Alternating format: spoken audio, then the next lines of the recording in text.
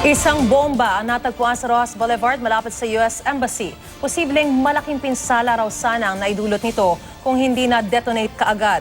Batay sa pagsusuri, kahalintulad ng bombang IED o Improvised Explosive Device na ginamit sa pagpapasabog sa Davao City Night Market nitong Setyembre. Samantala, inaalam na ng PNP kung ang Maute Terror Group na suspect sa pagsabog sa Davao ang siya ring may pakana sa pambubulabog sa Maynila. Agad naman pinabulaanan ng Malacanang ang pangamba ng ilang mambabatas na baka gamiting dahilan ang tangkang pambobomba sa Maynila sa pagsuspinde ng Privilege of the Writ of Habeas Corpus. Narito ang report.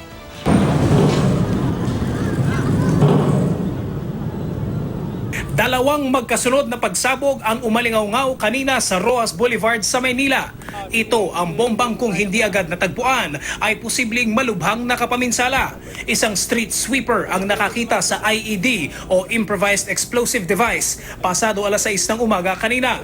Ang basurahang pinaglagyan nito nasa 100 metro lang ang layo mula sa US Embassy at nasa daanan pa ng pedestrian at mga motorista. Itatapon ko na sana yung basura ko. Hindi ko na ibagsak doon kasi pagdungaw ko, yun na yung nakita ko na sa cellphone siya na luma na 3010 na nabalutan siya ng packing tape na clear na nakikita yung screen tsaka yung number na cellphone. Tapos sa ilalim nun, nakadagan siya doon sa ilalim na paublong na itim na nabalutan din ng electrical tape na itim na ang ilalim na cellphone may naka-osling wire na galing doon sa cellphone papunta doon sa itim na ilog. This device can cause injury or damage or even death to persons within a 100-meter blast radius.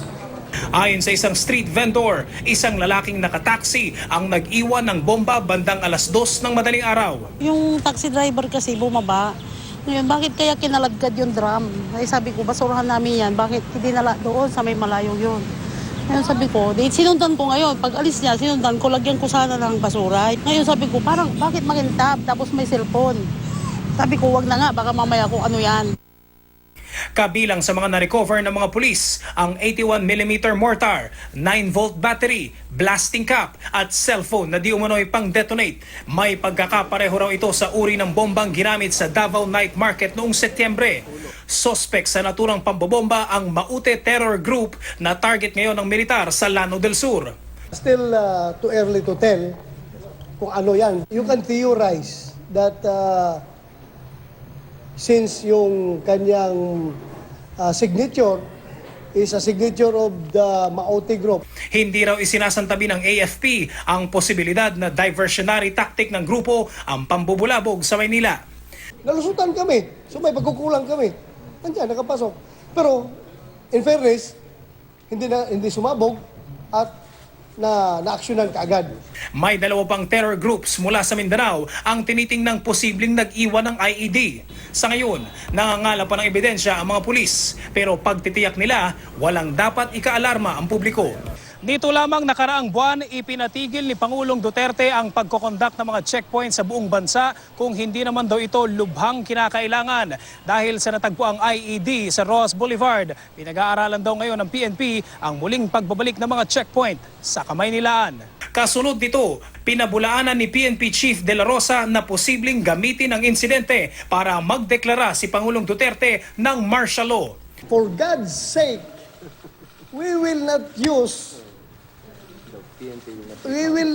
the government will not use an incident that will cause panic, fear, and undue harm or even death to its own people to declare martial law.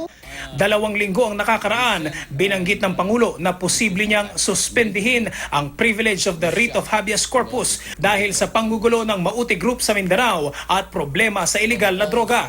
Pero pagtitiyak ng Malacanang, hindi sususpendihin ng Pangulo ang Writ of Habeas Corpus dahil lang sa nakitang IED malapit sa US Embassy.